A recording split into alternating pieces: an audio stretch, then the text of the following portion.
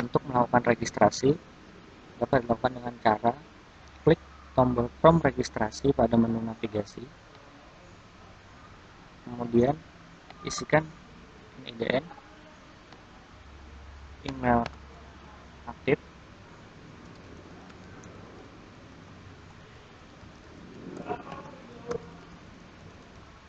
kemudian nama lengkap tanpa gelar,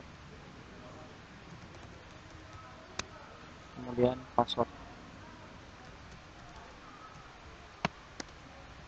Setelah data diisi, kita klik daftar. Jika daftar atau registrasi berhasil, akan tampil notifikasi seperti ini. Jadi data yang kita registrasikan tadi tidak bisa langsung digunakan untuk melakukan login. Login hanya dapat dilakukan apabila data tadi sudah diverifikasi oleh admin.